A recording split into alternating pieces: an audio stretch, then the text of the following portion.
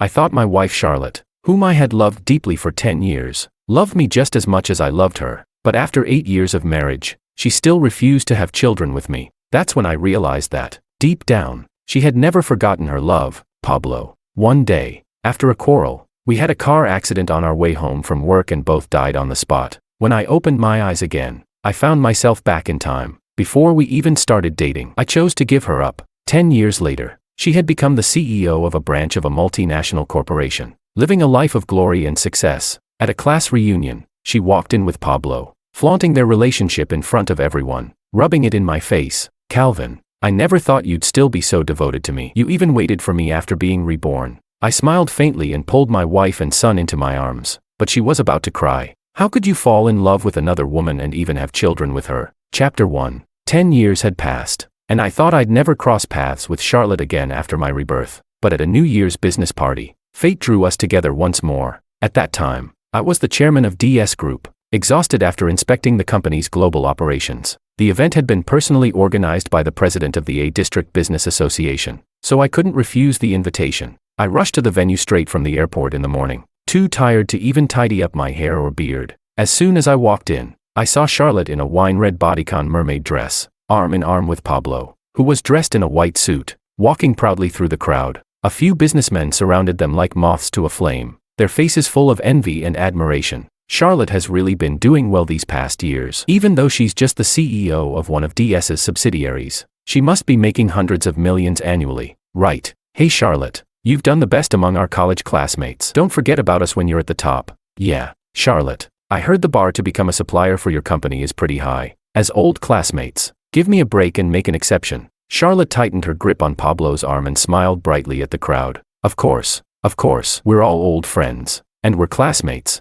so I'll definitely look out for you all. Wow, look at Charlotte, soaring in her career with a man who loves her deeply. I heard you two are getting married after the new year. Don't forget to invite us to celebrate. More flattery followed, calling them a perfect couple, a match made in heaven. I stood at a distance, feeling nauseated by the scene. At that moment, I overheard someone casually say, "By the way, Charlotte, you and Calvin were once so deeply in love, and he was your first love. It's hard to believe you two didn't end up together." Charlotte's smile froze instantly, and Pablo, standing beside her, gave a slight smirk, dismissing the comment. Who doesn't have a first love when they're young? Charlotte has long forgotten about him. He was never worthy of someone as good as her. The crowd laughed, as if it were a joke, and quickly moved on. But they didn't know, back then, when Charlotte pursued me, she had stood outside my dormitory building for 7 straight days, shouting that she loved me. This even caught the attention of the school's administration, and in the end, I was moved and chose to be with her. She once told me I was the only man worth loving in her life and the only one she wanted to have children with.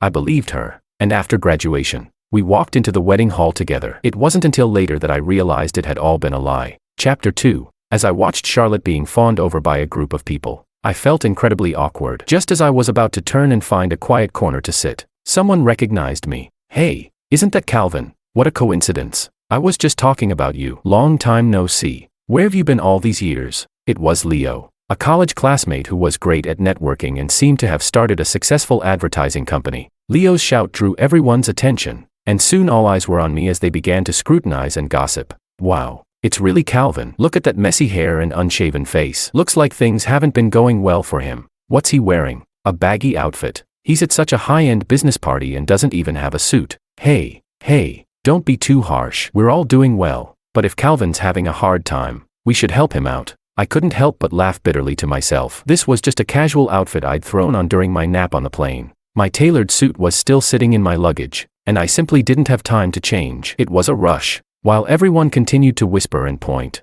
I noticed Charlotte watching me through the crowd. I walked over with confidence. "Fancy meeting you here." Charlotte's expression froze for a moment, but then her eyes glinted with heavy sarcasm. "Calvin, you used to be the school heartthrob, a full scholarship student, and a top student. I never thought you'd end up like this." Pablo, standing beside her, looked down at me with an air of superiority, his nostrils almost reaching the sky. "Yeah, good thing Charlotte chose me. Otherwise, if she had stuck with you, she'd be starving by now. I'm sure she's grateful you let her go. And look at you, showing up at such a high-end event dressed like a slob. Don't you feel embarrassed? What? You have no career, no woman. Hey, you know what? We're all old classmates, so I'll do you a favor and lend you one of my spare suits." I could only smile bitterly in my heart. "Pablo, My rival must really hate me to say so much to put me down. Before I could respond, the classmates nearby burst into laughter, enjoying the spectacle. Honestly, with my disheveled appearance, I probably looked like a poor, down-and-out refugee to everyone.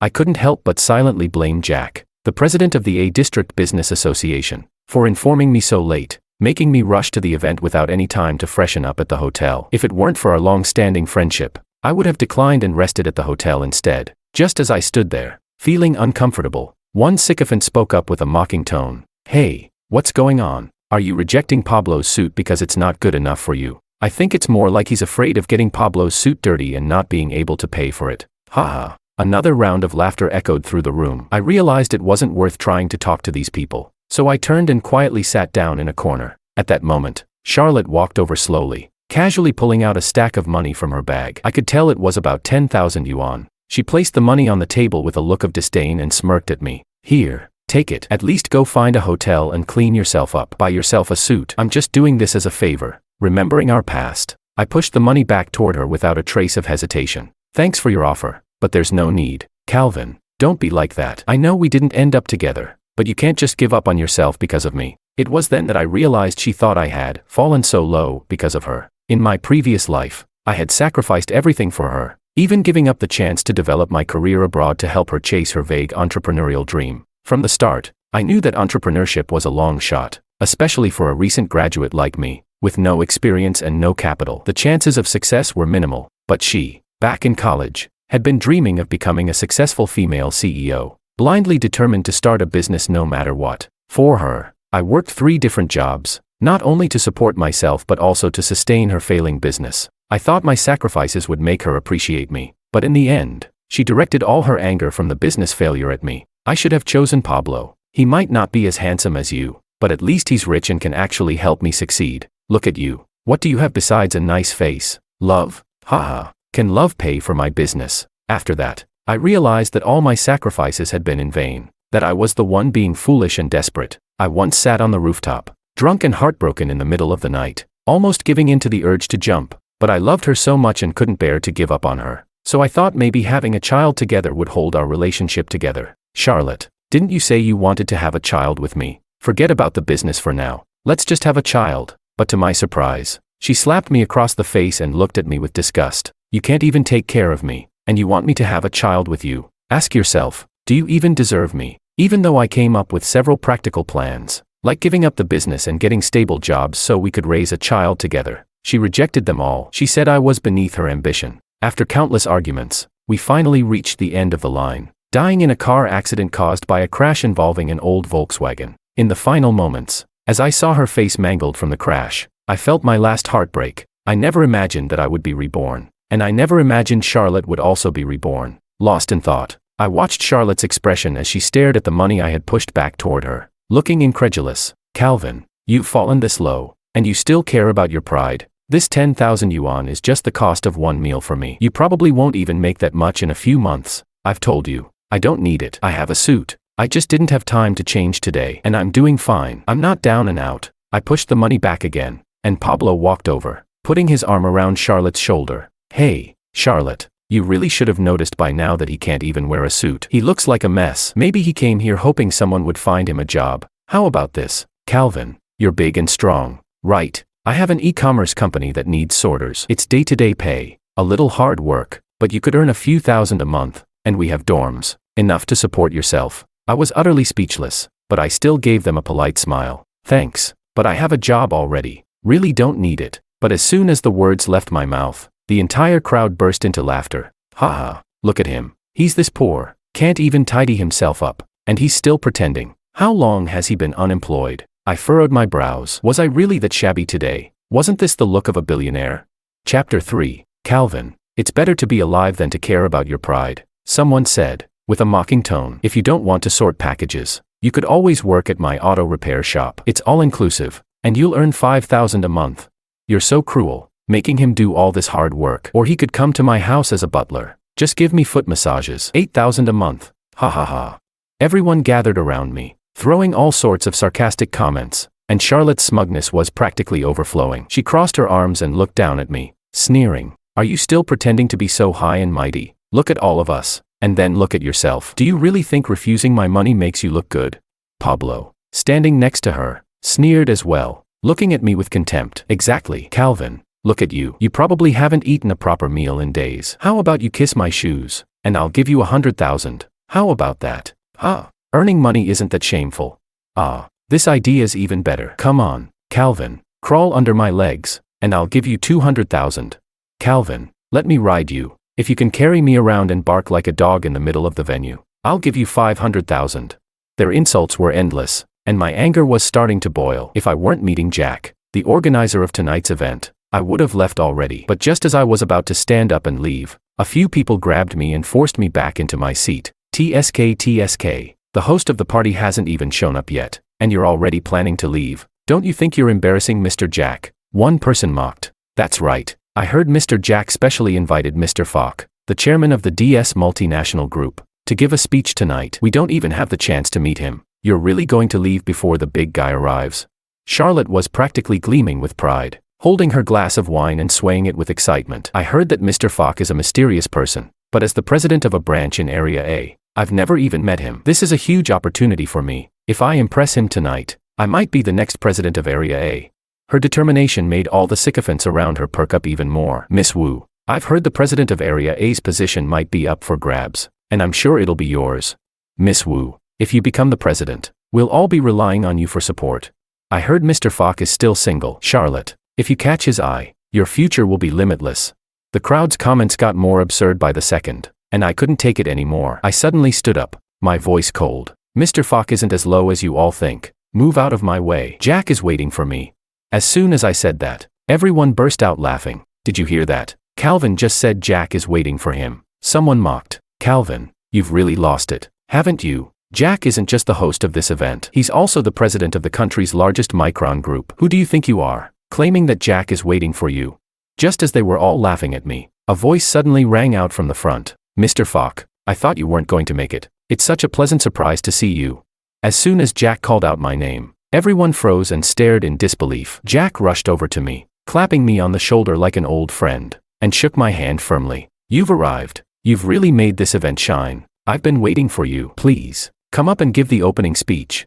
Before anyone could react, Jack led me to the stage, not even sparing a glance at Charlotte, Pablo, or the rest of the crowd. The surprised looks on their faces were priceless. Their eager hands dropped, and they just stared at Jack and me, confusion and disbelief written all over their faces. I could hear murmurs behind me. No way. Is Calvin really Mr. Falk, the chairman of DS Group? Calvin, how could he be Mr. Falk? That doesn't make sense. Mr. Falk is a huge figure. There's no way he's the same person as Calvin. Forget it. If Jack is personally welcoming him, there's no mistake. You guys need to figure out how to save face now. I smirked quietly, hearing Charlotte's voice rise in disbelief. No way. This can't be true. Calvin, this loser, is Mr. Falk, my superior. Calm down, honey. This must be some kind of mistake. There's no way Calvin could have reached that level. Ignoring their banter, I walked confidently onto the stage. As soon as I stood there, the crowd erupted into shock. Oh my God, I didn't dare believe it at first, but it really is Mr. Falk. I saw him once back when I was in M country. It's really him, but his appearance is so casual today. I didn't recognize him at first. Hey, you don't get it. Big people like him are always low-key in private. He's probably just here for a vacation.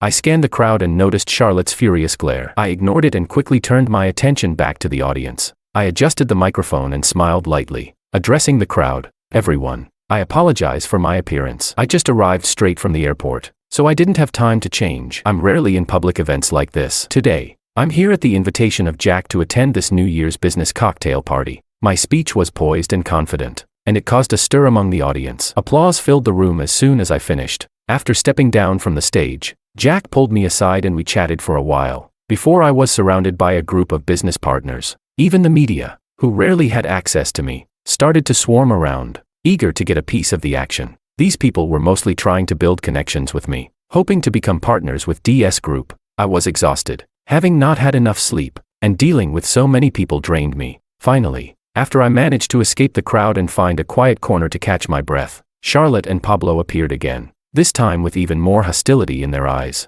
Chapter 4. Charlotte looked me up and down, sneering with a mocking tone. Hey, I really should be looking at you with new eyes. Calvin, who would have thought that you're the Mr. Falk everyone's been talking about? My ultimate boss. I put down my water cup, lifted the corner of my mouth, and looked at Charlotte indifferently before speaking calmly. So, MS Wu, the president of a small subsidiary under my A-region division. What brings you here? Planning to apply for a promotion or a raise? Why you? Charlotte stammered, but quickly recovered. Who says I wanted to be the president of A-region? If I had known you were Mr. Falk, I wouldn't even bother being the president of your subsidiary. Her words, which revealed her true thoughts, caught me off guard. I just smiled and looked at her, shrugging slightly. In that case, I might as well tell you. I am considering adjusting the selection for the A-region president, but it won't be you. Don't get your hopes up. And by the way, your subsidiary's performance this year hasn't met the standards, so I've asked the A-region president to reassess you. If you really think DS is beneath you, or if you think you can't stand me anymore, feel free to resign. It'll save me the trouble of reassessing you. Charlotte's face turned from pale to flushed as she bit her lip,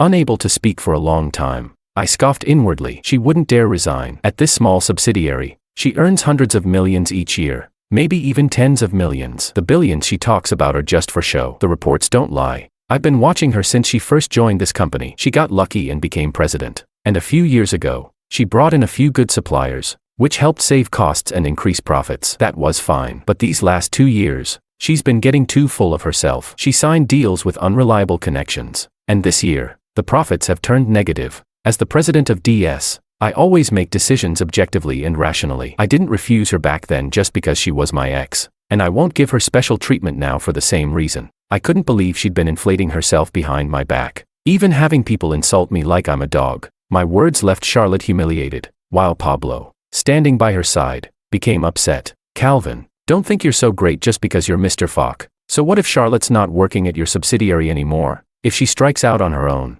she'll be successful. At that moment, the group of sycophants, who had been flattering Charlotte and Pablo earlier, now turned on them. Hey, Charlotte, you've been bragging about how great the company is under your leadership. Turns out it's all fake. If Calvin hadn't spoken up, we might have thought you'd get promoted to the president of A-region. But now you're getting fired. Huh. And Pablo, you're such a mama's boy, mooching off Charlotte like that. What a shame. In the blink of an eye, Charlotte and Pablo became the targets of ridicule. They were no longer seen as a perfect couple, but rather as failures. Calvin, we were fooled by Charlotte. We didn't know you were Mr. Falk. Please don't hold it against us. Yeah, Calvin, our company just became partners with your subsidiary. We'll be counting on you. Hey, Calvin, thank goodness you dumped Charlotte. Anyone who stays with her is bound to have a miserable life. Hearing the immediate change of attitude from these fair-weather friends, I remained completely indifferent and calmly sipped my tea. Charlotte and Pablo's faces were visibly embarrassed. Charlotte, still holding onto her pride, gritted her teeth and spoke coldly.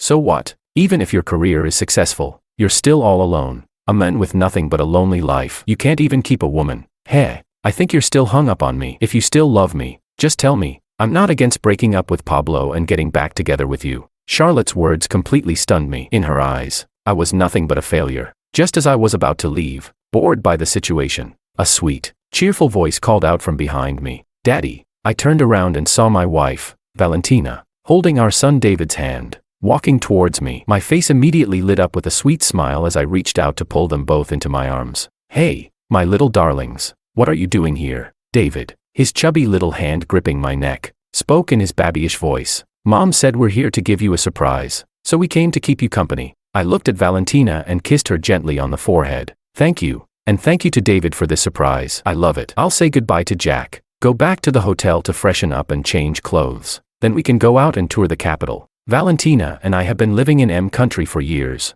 and David's studying there too. Since it's the winter break, it's only me, the workaholic, still running around on business trips. They managed to come from M country to spend the new year with me in the capital, and I'm really grateful for that. Although my parents have passed away, I make it a point to visit their old house whenever I'm in town for work. This year, with Valentina and David accompanying me, my tired body felt immediately recharged. After greeting Jack, I was about to leave with my wife and son when a voice suddenly called out, Calvin, can you wait a moment? I need to talk to you. It was Charlotte. I turned and saw her approaching. She looked at Valentina, hesitated. Then I didn't avoid the confrontation and spoke up. Say whatever you need to say in front of my wife and son. We're just boss and employee. There's nothing to hide. Calvin, I really didn't expect you to be Mr. Falk, my boss. I believe it now, with Lay and all the other company bosses confirming it. But don't think I'll believe that you've randomly brought some woman and child to pretend they're your wife and kid. I'll never buy it. Before I could respond, Charlotte turned to Valentina and spoke. You probably don't know who I am,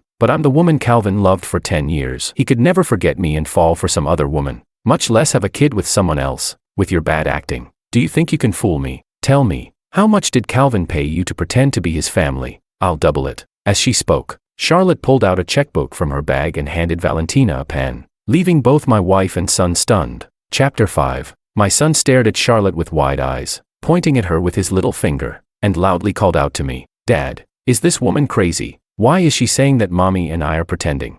His little voice almost made me laugh. I held his hand and responded, "No, son, she's just someone who thinks too much." At that moment, Valentina gracefully smiled at Charlotte and said, "So, you're my husband's first love. Thank you for letting go of him back then, or I wouldn't have had the chance to be with him." Valentina tightly wrapped her arm around mine, silently asserting her place in my life to Charlotte. I placed my hand on Valentina's shoulder, looking at Charlotte with a content smile. "Charlotte, I really don't have time for all this drama. She's truly my wife, and our son is our biological child. MS. Woo. Please keep your checkbook. My husband has provided our family with more than enough security. We don't need your money." Charlotte, who had just been defiant, now looked utterly deflated. Her hand holding the checkbook froze midair. Feeling bored, I was about to leave with my wife and son when some classmates who had just insulted me began to follow. "Hey, Calvin, don't rush off. We didn't get a chance to really talk. When did you become the president of DS Group? And when did you get married?" "Yeah, Calvin, it's been years since we've seen each other, and you pop up with such a big surprise. Let's go grab a meal and catch up." "Oh, this must be your wife and your son." "Huh, Calvin, you really hit the jackpot, career and love, all at once." The people who had been mocking me now started flattering me, and it made me sick. Just as I was looking for an excuse to leave, a cool voice came from behind. "Ha, pathetic. Ha, not long ago, you were saying Calvin was unemployed and washed up, and now you're all sucking up to him." I turned to see Jessica, the one person who had not joined in the mockery earlier. Jessica was the girl from college who had secretly had feelings for me. I didn't realize it back then because I was so focused on Charlotte, and it wasn't until the night before graduation that she told me. The next day, we went our separate ways and lost contact. Jessica's words made everyone lower their heads in embarrassment. She then turned to Charlotte and scoffed, "And you, running your mouth and insulting Calvin earlier, now that you see he's successful and has a wife and child, you still come crawling after him. How embarrassing." Charlotte's face turned pale, her anger building. She sneered, "What does it matter to you?" After so many years, I saw Jessica again, and she looked even more beautiful and alluring than before. But I already had a loving wife and a son now. There was no longer any fate between Jessica and me. "Jessica, it's been a long time. How have you been?"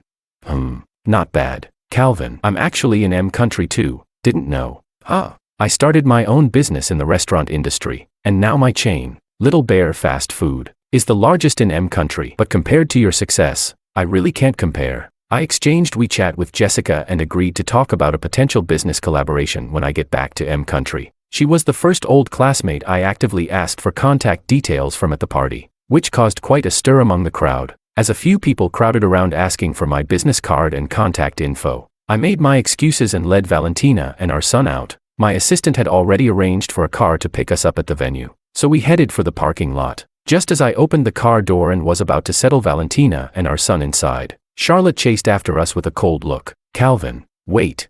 I impatiently helped Valentina and our son into the car, then turned to look at Charlotte. "What do you want now?" Charlotte's eyes burned with resentment as she bit her lip and spat out, "You always said you loved me, that you only wanted to have children with me. But why, behind my back, did you marry another woman and have a child with her?" Her sudden outburst left me dumbfounded. I stared at her in disbelief. "Charlotte, are you out of your mind? Isn't it you who left me for Pablo? I've found a woman I truly love, and I have a son now. Why would I have children with you?" Valentina met me when I was at my lowest in M country, helped me stand up again, and has been by my side for 10 years. Why shouldn't I marry her and have children with her? And you, MS. Woo, what right do you have to speak here? Valentina did for me what I once did for Charlotte. She helped me through the toughest times, even working 3 jobs while I struggled. When my company started to succeed, she was always there. The difference was, I didn't end up with Charlotte, but Valentina stayed by my side all this time. Charlotte suddenly looked away, and 2 tears fell down her face, but I had no choice back then. "Calvin, in this world, you're the one I truly love. As for Pablo, he's just a keptman, nothing more. Now I know I made a mistake. Please, let's get back together. I want to have a child with you and live happily ever after." I was stunned by her words. This was really shameless. My wife and son were waiting in the car, watching from the front, And even if she wanted to, I didn't. I couldn't even consider getting back with someone who had so little respect for me. I stared at her with disbelief, then pushed her away. Charlotte, I know you've been reborn, but in both lives, we never ended up together. That shows we have no fate. Please stop trying to hold on to something that's not meant to be. I won't leave my wife and son. Don't bother me again. With that, I got into the car and slammed the door shut. From behind, I heard Charlotte's heart-wrenching cry. No, Calvin, don't abandon me. I still love you. Woo-woo, driver, start the car now. As I saw Charlotte crying and chasing after the car in the rearview mirror, I felt nothing but indifference. In fact, I was starting to feel annoyed. Chapter 6. When we returned to the hotel I had booked in advance, the first thing I did was take a shower, style my hair, and shave. As I stood before Valentina and our son, dressed in a tailored suit and feeling refreshed, both of them immediately smiled. Our son ran over and jumped into my arms, gently touching my smooth-shaven chin, and said sweetly, "Wow, Daddy, you're so handsome. You should be careful. That crazy aunt might come after you again." I couldn't help but laugh, realizing that in my son's eyes, Charlotte really did seem like a crazy person. Since settling in M country, I've rarely come back here, except for the occasional business trip to the capital. The only thing here I felt any attachment to was the small courtyard in the South City where my parents once lived. It was the first time I brought Valentina and our son to visit it. The little yard hadn't changed much, with the old coal stove my parents used still in the house, along with some other old items. Seeing these familiar things made me nostalgic, and I shared many stories from my childhood with Valentina and our son. Over the next few days, I took Valentina and our son around many historical sites, giving them a true taste of the capital's cultural heritage. Both of them had a great time. During these days, Charlotte didn't contact me, and I thought I had finally shaken her off, feeling a sense of relief. However, just as I was preparing to return to M country with Valentina and our son, I received a call from an unknown number. I instinctively picked up the phone, and Charlotte's voice came through. I responded impatiently. "What do you want now?" I'm sorry to bother you again. I finally managed to get your domestic number. Calvin, I've been diagnosed with an incurable disease, and I don't have much time left. I just wanted, if you're still in the country, could I see you one last time? Her voice was weak and trembling, causing a sharp pang in my heart. I no longer loved her, but since we had once been lovers in 2 lifetimes, I still felt some compassion for her if she was really dying. Okay. Where are you now? I have a flight tomorrow, but I can come see you before I leave. I softened, hesitating a bit before deciding to meet her. Maybe this would be the last time. She gave me an address, which wasn't a hospital but her home. She said the doctors had told her there was no need for further treatment, and she was waiting to die at home. I told Valentina about it, and told her to keep our son entertained for a while. I would go see Charlotte and be back soon. With Valentina and I now on good terms, there was no need to hide anything from her. She wasn't petty. I took a cab to Charlotte's current place, a villa on the outskirts. As soon as I entered, I was surprised to see a full spread of dishes laid out on the table. It was just about dinner time, but I didn't think too much about it and simply said, "You're already so sick. There's really no need to make such a big spread." Charlotte greeted me and even poured me a glass of red wine, her gaze burning. "I've always remembered. These are all your favorite dishes. This is the last time I'll make them for you. Calvin, let's have a drink together." She poured 2 glasses of wine. I stared at her in surprise. "You're this sick. Can you still drink?" "You should ask, with my condition now. If I don't drink now, should I wait until I'm dead?"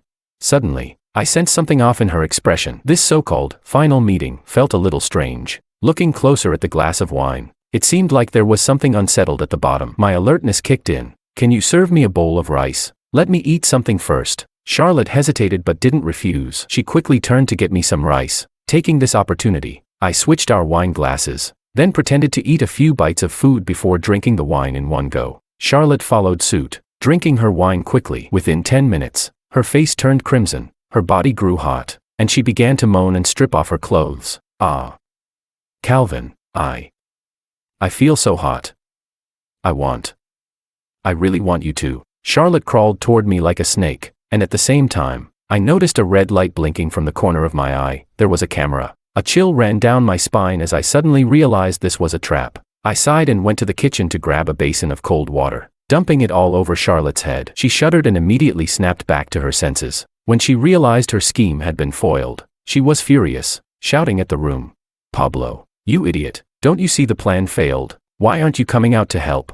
I was genuinely surprised that Pablo was here. He immediately rushed out, swinging a baseball bat to strike me. I grabbed the bat with one hand and kicked him away. At that moment, The assistants who had been waiting outside rushed in, and together we subdued Charlotte and Pablo, driving them out. The assistant wanted to call the police, but since we were leaving for M country the next day, I couldn't be bothered to deal with it. I did feel a bit sorry for Charlotte, who had ended up like this, but that was all. That night, I informed the HR department and directly fired Charlotte. The next day, I left for M country with Valentina and our son, diving straight into my busy work. 3 months later, I saw a news story on a local news app. It was about Charlotte. She had been diagnosed with brain cancer, and it was already in the late stages, with little time left. Maybe this was her just deserts. And as for Pablo, when he found out she had cancer, he didn't stay to support her. Instead, he took all her money and ran. But none of that mattered to me anymore. In this life, I had a brand new life to live.